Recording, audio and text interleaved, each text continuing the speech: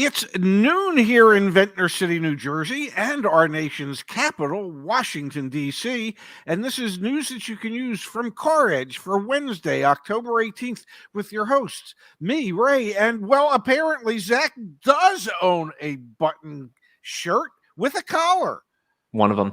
Okay, well, it looks good. Thank you, Whatever you Dad. do, Every once in a while. yeah, whatever you do, don't wash it or launder it in any way, shape, or form. But yeah.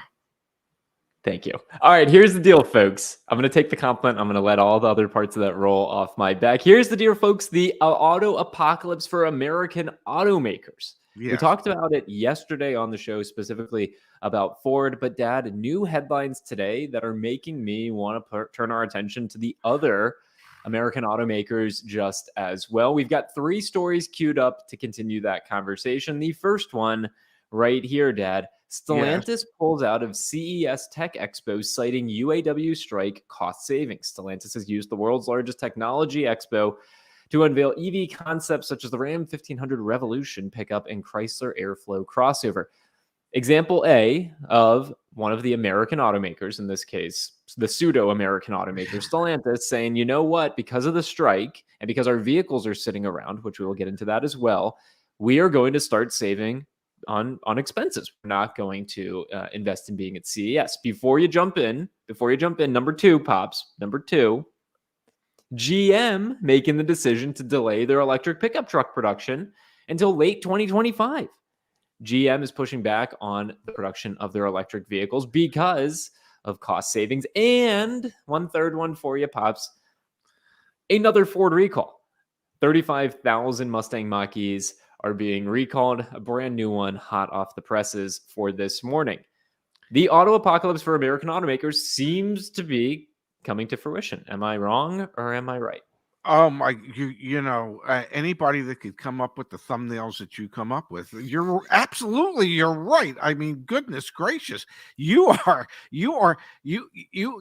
so right. And I did just between you and me and the few people that are watching, I did take a look at that thumbnail, and I did mention to you prior to the show. I said that blaze is so big that I don't believe there's enough firefighters in America to be able to put it out. So it's got to be so. But if I may, for a second, be serious. Isn't Stellantis weren't they, when they reported their earnings, the most profitable of the big 3? And to use the UAW strike as an excuse to pull out of the Consumer Electronics Show, because we're trying to save a few bucks. I'm just guessing. It's just a guess. But I guarantee you their executive team pisses away more money than it cost them for that CES show on corporate lunches and stuff. So what's the real reason that they're pulling out of CES? Is it maybe some of the software they're thinking of doesn't quite work the way they'd like it to work, or isn't worth quite what they'd like to charge for it on a subscription? I mean, what's the real reason? But it ain't because of the UAW strike. I mean, that is such corporate BS. So now the Ford Well, let's stick with Stellantis. We'll go through them one at a time. Okay. The counter argument to what you just said, which makes a lot of up here, Dad, resonated. Makes a lot of sense. The article from Automotive News reads, Stellantis is abandoning plans to participate in the 2024 CES Tech Expo in a cost-saving move it attributed to the ongoing UAW strike. On Tuesday, Stellantis said it is canceling its display and presentations at the January event, quote, as part of the contingency plan implemented since the beginning of the UAW strike. The company issued in a statement saying it is, quote, executing comprehensive countermeasures to mitigate financial impacts and preserve capital, and will continue to demonstrate its transformation into a mobility tech company through other means. So they're coming out and saying that this is part of their contingency plan as a result of not being able to produce vehicles. It is the largest consumer electronics show in the world, in the world, and your cost cutting savings is going to take you out of that show, so that you can show the world what you're doing in other ways. Get the hell out of here. That is such crap. I'm sorry. You can write it however you want to write it. You can blame it on whatever it is you want to blame it on. And as somebody listening to that, reading that, if you can't discern that that is nothing but pure BS, then there's something wrong with you. I mean, how much can they spend to be in that show? Is it $250,000? Is it $500,000?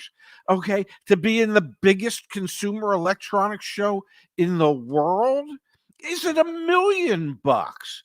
It's that is a pittance in a company that made, what was it, $18 billion last year. They made $18 billion, and the cost cutting that they're looking at is cutting out the Consumer Electronics Show because it might save $1,000,000. That's pure nonsense. Just nonsense. Glad to give you the stage there to rant for just a moment. We're going to turn our attention back to General Motors because let me ask you a question. What do Sure. you see it as? I mean, how big can the savings be that you pull out of that show? There's something else behind this.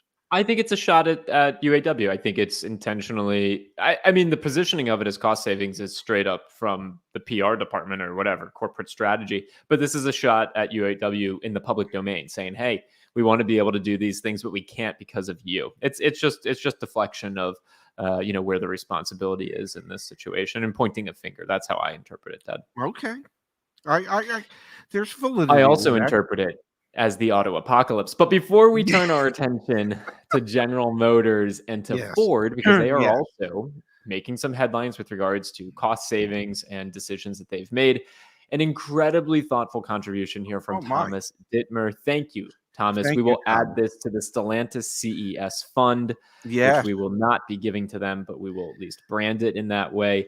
Thomas, thank you for the thoughtful $50 contribution. And Thomas had a message for us, Pops. He said, just wanted to thank Justice, Space, and the rest of the Car Edge team and community for helping me save $7,300 off of MSRP on a RAV4 Prime XSE this summer. Keep doing what you are doing. That's got to make you feel good on this Wednesday, Pops, doesn't it?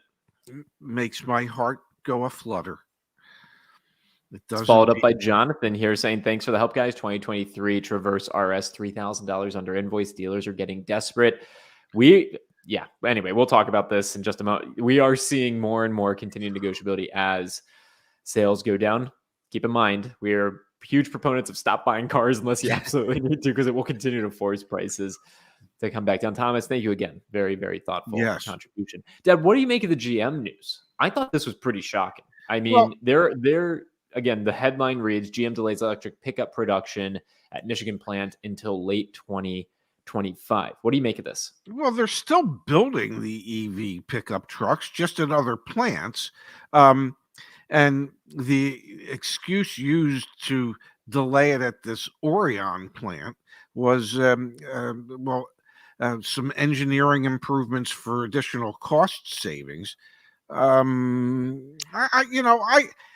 Maybe it means, since they would have to convert that plant over, and that's the plant where they're producing the Bolt. Maybe it means that they're going to keep producing the Bolt a little longer than what they had suggested they were, because there's a demand for it. And maybe they see through their other manufacturing facilities where they are producing the electric Silverados that the demand for those isn't that great. And so rather than turn their attention to building more of what people don't seem to want at the moment, they're going to continue to build more of the Bolts, which are more affordable and more people seem to be interested in getting into. I mean, let's face it, there's a lot more people who would entertain an electric vehicle, even if it is a small one, in the Mhm. $30,000 price range, as opposed to a $60,000 to $70,000 electric pickup truck. It just seems to me. You, you know, it's interesting, Pops. Earlier this year, GM made some other cost cutting measures with regards to actually cutting their IT and tech staff. They cut over almost 1,000 IT and tech employees in Arizona that were working on battery efficiency, software products, things like that inside of vehicles. So I don't know. Maybe they are just going to go back to the well and say, okay, producing these vehicles is too expensive from a human capital standpoint, too expensive from a production standpoint. Yeah, maybe we will just go back to more of what we've already done. To me, it signals continued hardship for the automaker. Like these are decisions that if things were going great, they wouldn't be making. They'd be all full steam ahead. If I'm not mistaken, 2-3 years ago, when money was everywhere, the Fed was printing money, everyone was saying full steam ahead, EVs everywhere, ramping up production, autonomous cars by 2025, 2030. Now we're in the thick of it, and they're just looking to make as much money as possible and stymie some of their losses. Well, the other thing that happened is, 3 years ago, interest rates were next to nothing, and today, interest rates are very far from next to nothing, and so that has to impact it. When they were talking about this rapid expansion into EVs, and if they needed to borrow money to underwrite it, well, the cost of borrowing that money was negligible. Yeah. Today, the cost of borrowing that money is weighing on a lot of these decisions. I think that's part of it, um, and I think they're beginning to realize, if they hadn't already, that they haven't quite figured out how to produce these vehicles, these electric vehicles, the EVs, and actually be able to make money at it. So I think if it were me and I was running a production company like that, I think I'd want to keep producing the vehicles that I actually make money on, and worry about it later. And have the engineers work on figuring out ways to be able to build these EVs uh, in a more cost efficient manner. So you didn't think that the Stellantis decision to not show up at CES, you did not think that is a sign of the auto apocalypse. You think, or you don't think, GM's decision to press pause on their rapid investment of scaling up production for electric Silverados, is that a sign of the American auto apocalypse, or is that just, I think that's just something else? me. I just think that's a business decision to kick the EV can down the road a little bit longer. I mean, ultimately, are they going to have to figure out how to build EVs in a cost efficient manner so that they can, I don't know, build them, wholesale them to their dealer body and make money on them? Yes, they're going to have to figure that out. Um, are they concerned about figuring that out today? Well, with the strike going on, and the strike has to be costing them some money, I think with the strike going on, they're thinking to themselves, well, what's the best way to position ourselves to replenish the losses once the strike is over? And and I believe the quickest and easiest way to replenish those losses would be to produce more ICE vehicles in the near term. And the near term could be, 12 to 18 months.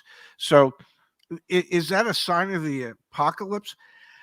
I think the real sign of the apocalypse is that these manufacturers haven't figured out how to make these cars in a profitable manner. And if the market is going to continue to go towards EVs, it's the EVs that'll kill them. It is the EVs that can ultimately put them out of business. And I know there's people out there that go, yeah, but these businesses have been around forever. Well, Sears Roebuck was around forever. That was a pretty big company. It ain't so big today. Circuit City was a pretty big company at one time. The only remnant of Circuit City that still exists is a company called CarMax. Yeah. So just because something's been around for a long time and just because it might have been successful for a long time doesn't guarantee that it's going to be successful in the future. You know, if they missed the window, if the big three missed the window for when they should have really been sinking some dollars into this, and it appears that they did miss that window, then the trying to catch up could be enough to ultimately be the demise of their business. I hope that's not the case. Of course.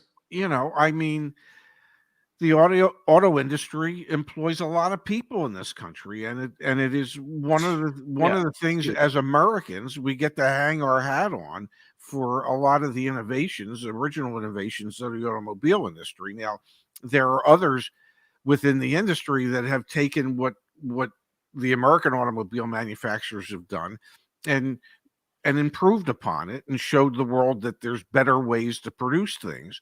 But that doesn't mean that I certainly don't want to see the U.S. auto industry fail. I don't think you want to. No, of course not. But if it fails, Dad, we're out of headlines, man. So I mean, no, there's a real you're going to have a tough time coming up with thumbnails. All jokes aside, of course, neither of us want to see this industry, the U.S. component of this industry. Like, we're very proud of these companies. That being said, the headwinds that they face are numerous and meaningful. Yeah, yes. they're not trivial. Whether you believe the CES decision from Stellantis or not, or whatever you make of the GM decision to postpone production, these are really meaningful decisions that are being made in the grand scheme of things, considering they're losing market share to competitors. Their quality control issues are numerous and plentiful, and the affordability of their vehicles and consumer demand for their vehicles is plummeting. I mean, Dad, I wasn't going to talk about it on today's show, but I will mention it. I'm going to talk about it tomorrow, but I'll mention it now. The Ford dealer that we work with, I got on a call with them yesterday, and I don't want to say they're begging, but they're really interested in selling their trucks. They have too many. They can't even get them replaced from the manufacturer, but they have too many. Begging's not the right word, but they are highly motivated. Yes. And so we negotiated even deeper discounts on their trucks. There's 14 of them that they're just like, Zach, whatever the heck you can do, whatever Car Edge can do to help us sell these cars, sell them. We're doing free nationwide delivery. We're paying for it and they're paying for it. We're splitting it. Like, this is a Ford dealer literally on the phone with us saying we need help to sell cars because the consumer demand isn't there. Blame it on interest rates, sure. But blame it back on Ford for making $75,000 pickup trucks. So yeah, when we talk about this in the whole grand scheme of things, CES decision, booting, kicking EVs down the line, not that big of a deal. In aggregation, adding them all together, auto apocalypse, American automakers in major trouble, not that far-fetched, honestly, which is what makes it kind of scary. Yeah, your headline today is almost right on. If you look deeply at the situation, you could see where the automakers are in major trouble. Tesla has kicked their collective asses in the EV space, and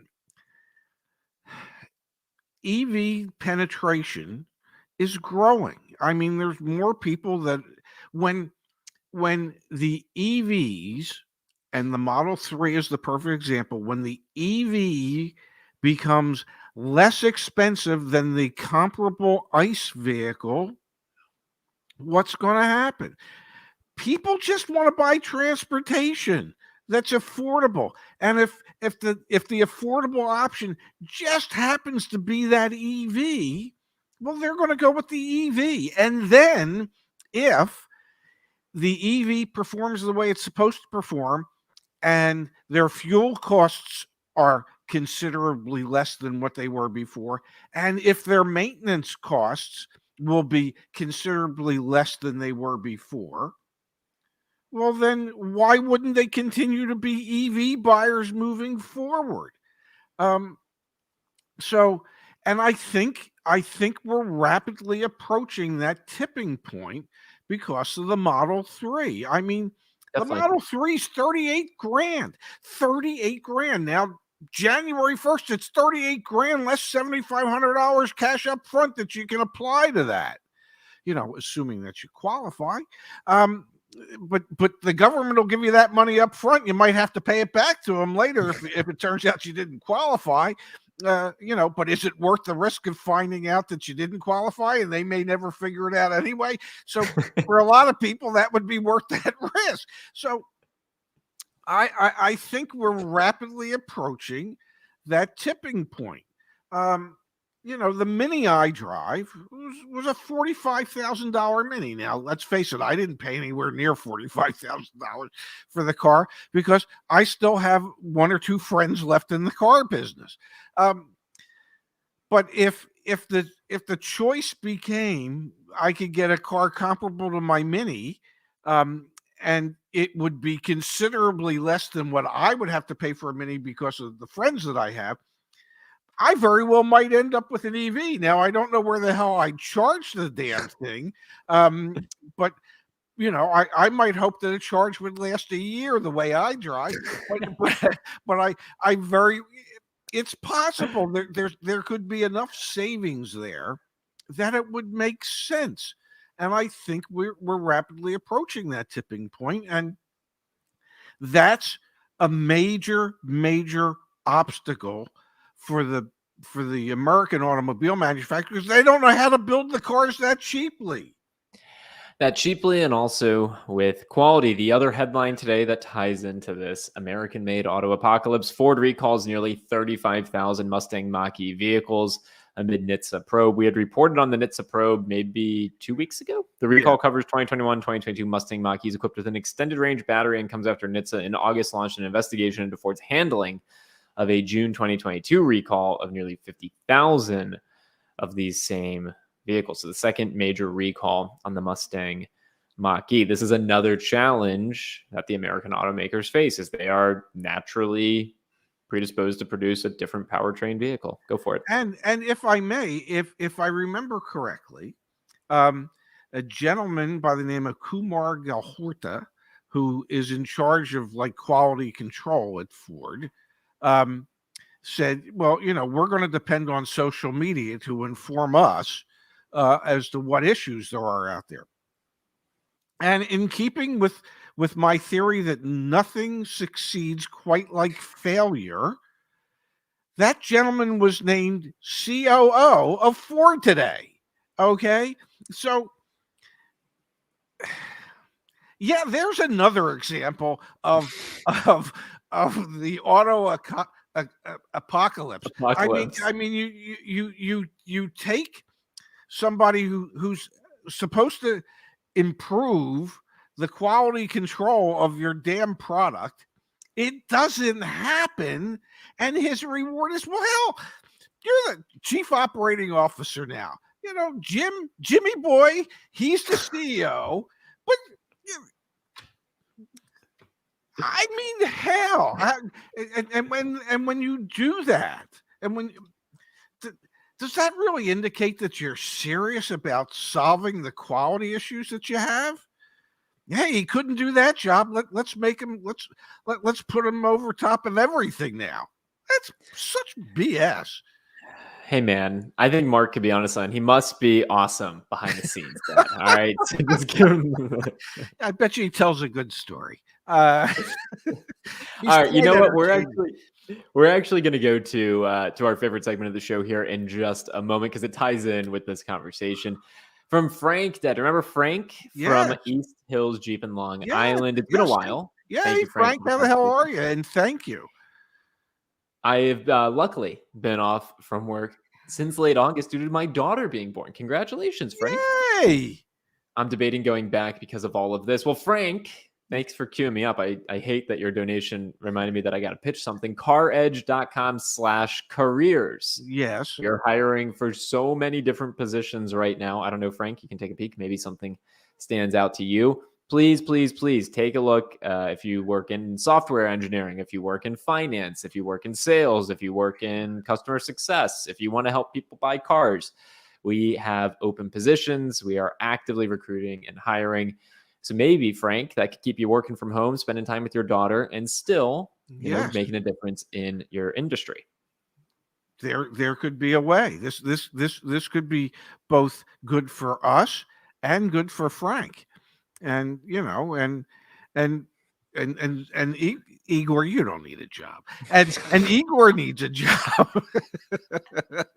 Speaking of which, let's let everyone know, Dad, Auto Insiders with Ray Shefska, that launches in about 12 days, if I'm not mistaken. And Yes, keep me honest here, I think you actually just did an interview earlier this week, with Igor Koski, Mr. Igor from our community. He's a former dealer principal. How did your conversation with Igor go? Give us just like a 30-second, why we should listen when that episode comes out. it's such an entertaining, almost hour chat that Igor and I had. Both because we each spend quite a bit of time in the automobile industry.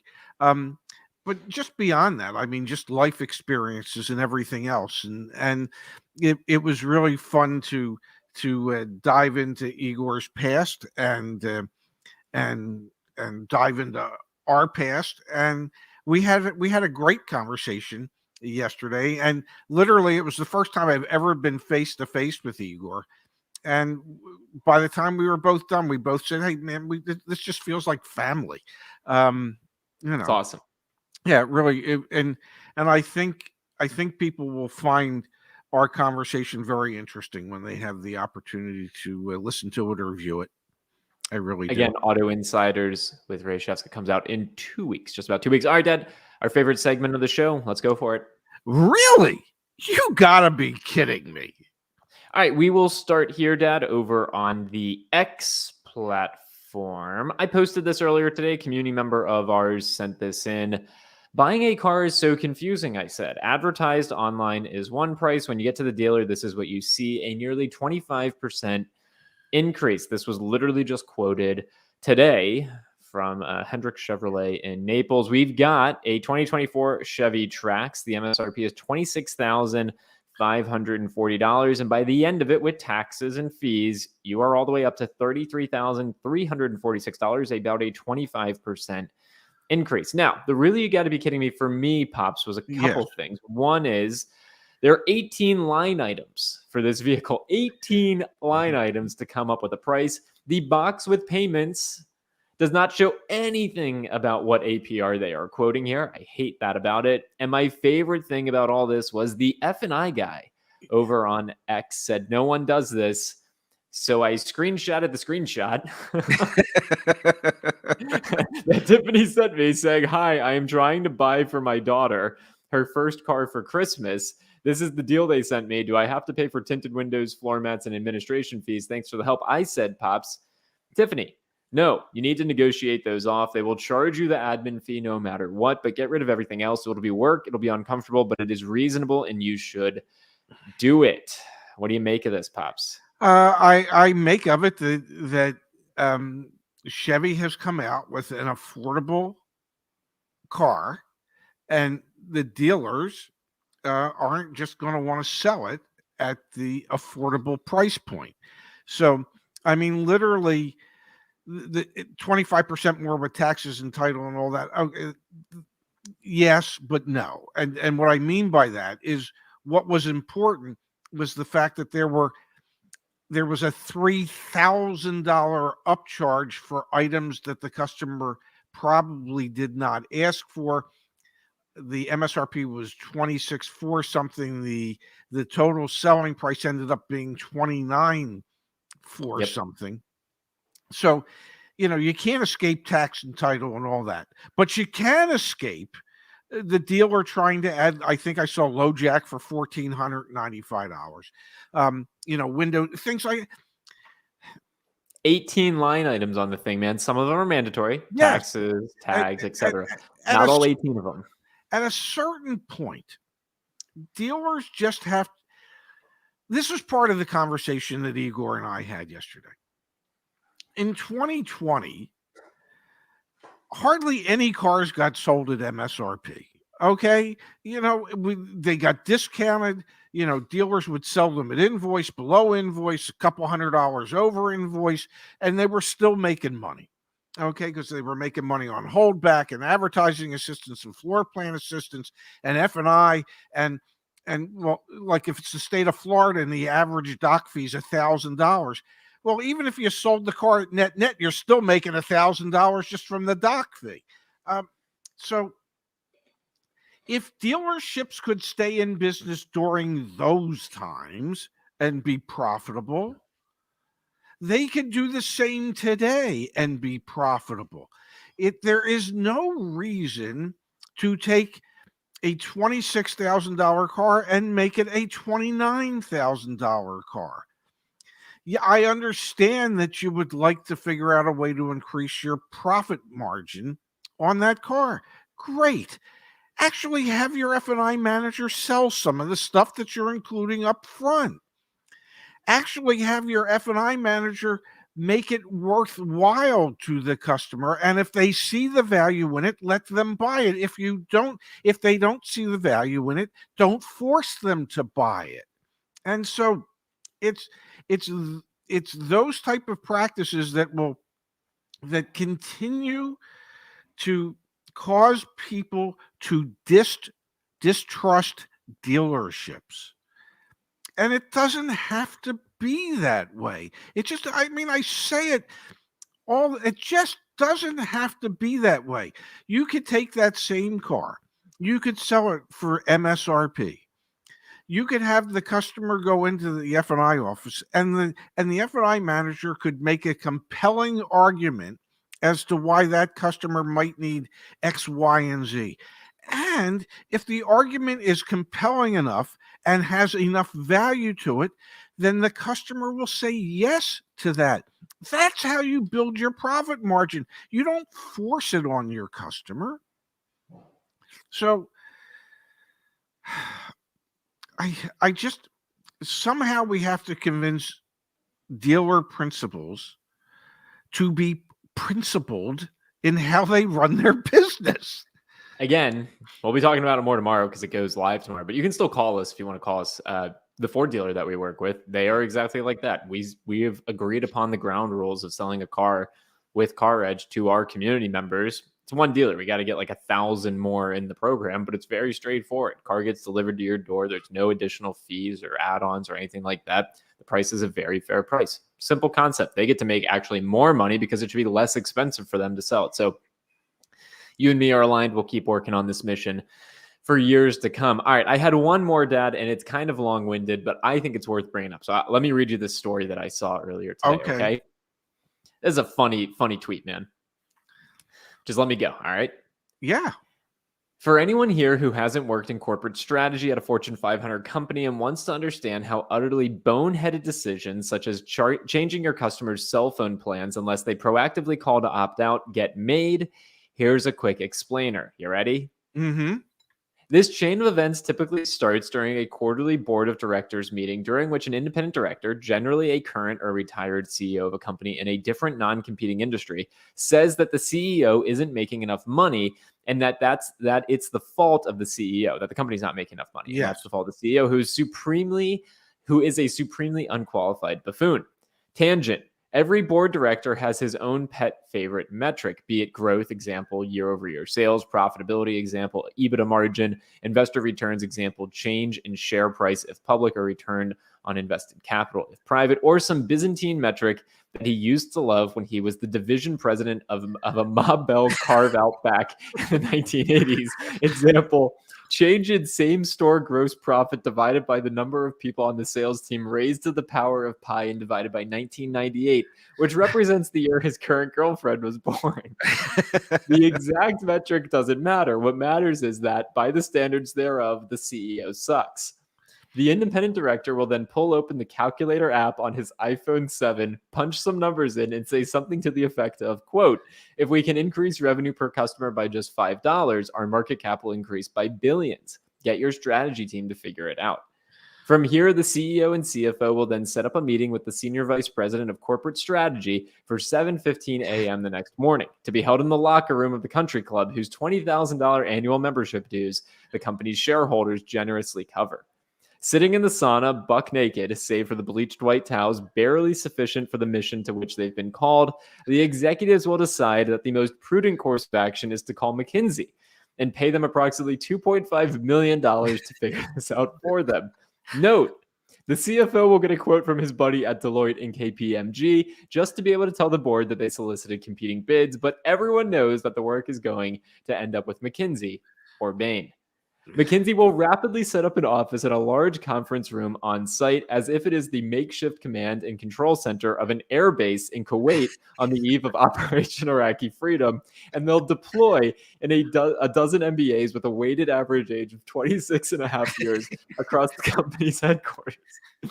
The consultants will meticulously evaluate all levers for revenue growth, including M&A, mergers and acquisitions, organic growth from new customers, and organic growth from existing customers, either by reducing churn or just finding ways to get more money out of each one. Mergers and acquisitions will quickly get crossed off the list since McKinsey doesn't want Goldman coming in and taking over, and new customer growth is always just painful. So by process of elimination, they'll decide on getting more money from existing customers. After performing an analysis called customer segmentation, McKinsey will realize that the company has already squeezed every last dollar possible out of the company's highest paying customers whose loyalty is already pushed to the limit. They will therefore instead try and figure out how to get more money from lower paying customers. Associate number 1, how do we get more money from our cheapest customers? Associate number 2, can we go back to selling ringtones like we did in 1998? Associate number 1, I did a case study on that at Harvard Business School. 10 minutes go by. Anyway, that's why it won't work. What if we just ... raised prices? Associate 2, these customers are highly price sensitive. We can't do that unless the customers think they're getting additional value. I'm going to continue. Partner 1, dialing in from McKinsey's G6 private jet en route to their bi-weekly partner offsite in Bermuda. Just change them over to an upgraded plan, add $5 to their bill, and let them call to opt out if they don't like it. Associates 1 and 2 simultaneously. Sir, you are brilliant. The associates will go on to conduct a handful of focus groups to check the box and be able to tell the company that they won't actually lose customers by doing this. Side note, they'll be wrong. And they'll build a financial model showing that the loss in customers is offset by the higher average sales price. Again, wrong. All of this will be summarized in no fewer than 80 PowerPoint slides in the main deck and another 120 and a deck of supplementary materials. No, that's not an exaggeration.